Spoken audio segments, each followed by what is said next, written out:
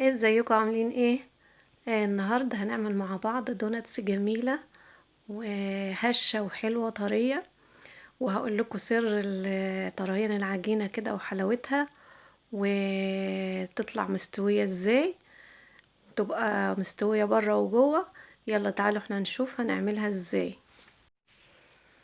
المقادير اللي معايا، معايا بيضتين، ومعايا 5 معالق كبار زبده، معايا 4 كوبايات دقيق بالكوباية المعيارية اللي احنا عايرنا بيها اللبن، معايا كوباية لبن، معايا خميرة هاخد منها معلقتين، وبيكنج باودر وسكر.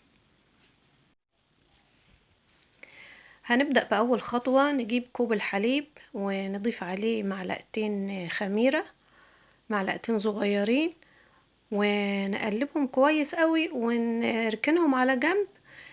عشان ده اختبار الخميرة، احيانا بتبقى الخميرة مش كويسة فما تبوظش الحاجة معانا. نبدأ خطواتنا. معانا بولة فيها بيضتين، هنحط البيضتين المكونات بتاعتنا كلها بقى نخلطها مع بعض.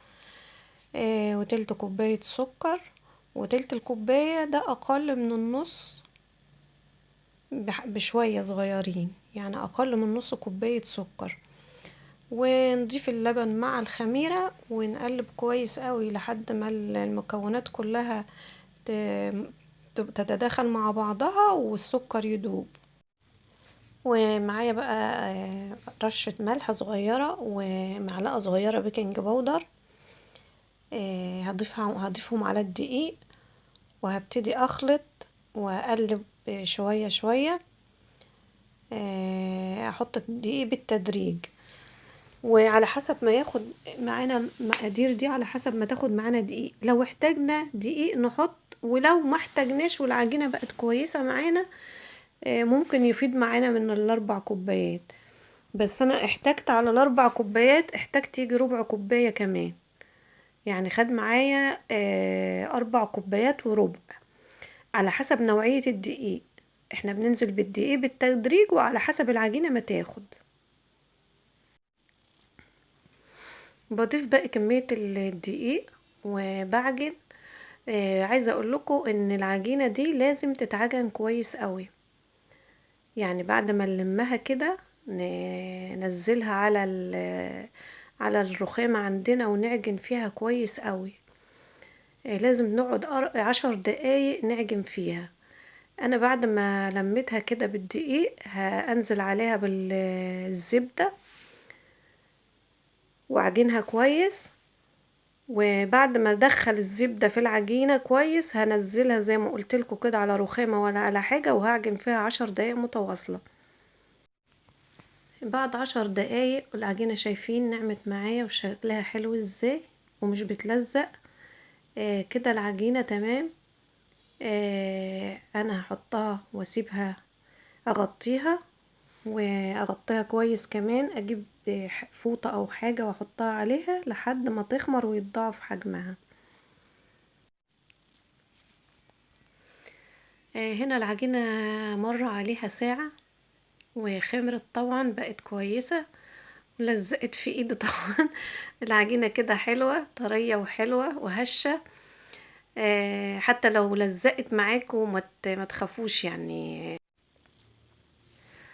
وبنفرد العجينة، وانا هفردها بس مش هرفعها زي الرقاق وكده، لا لازم تبقى عجينة سمكها عالي شوية، عشان الدونتس تبقى مرتفعة معايا. احنا فردنا العجينة بسمك سنتي، مش هنفردها اكتر من كده.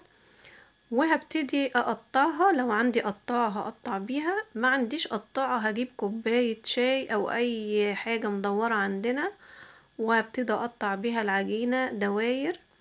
وهجيب البلبلة بتاعت الكريم شانتيه، وهبتدي اعمل فيها فتحة في النص بالظبط كده، في نص العجينة، في نص الدايرة دي اعمل فتحة صغيرة كده.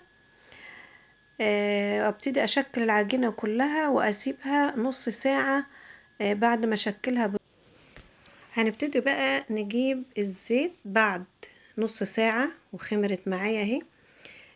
الزيت لازم يكون مش سخن قوي، يعني يا دوب انزلها كده تديني الفقاعات دي. لو الزيت سخن اكتر من كده ممكن تستوي بسرعة معايا ومن جوه من النص تبقى نية.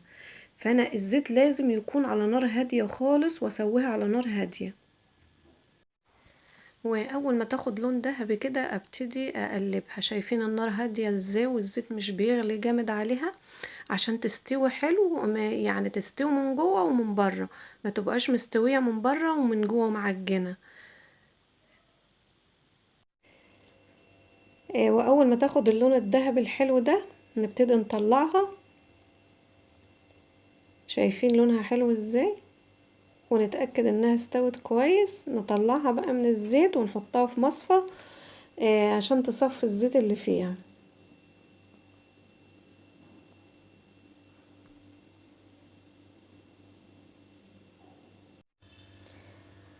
وده شكلها بقى بعد ما طلعناها من الزيت. وهنبتدي بقى نعملها في الشوكولاتة. بس اوريكم بقى اكسر لكم واحدة الاول قبل ما نحطها في الشوكولاتة ونزينها. شايفين من جوه مستوية كده وهشة وجميلة جدا، حلوة قوي. سيحنا بقى شوكولاتة، شوكولاتة خام مع معلقة زبدة او شوية زيت، وسيحناها. وهنبتدي بقى ايه نزينها بالطريقة دي. شايفين شكلها بيبقى حلو معانا ازاي. وده شكلها النهائي بعد ما زوقناها بالشكل ده. حطيناها في شوكولاتة بني وبعد كده سيحنا شوكولاتة بيضة وعملناها عليها. يا رب الفيديو يكون عجبكم. ما تنسوناش في اللايك والشير والاشتراك في القناة عشان يوصل لكم كل جديد، ويهمني رأيكم وقولوا لي بتتابعوني منين. اشوفكم على خير.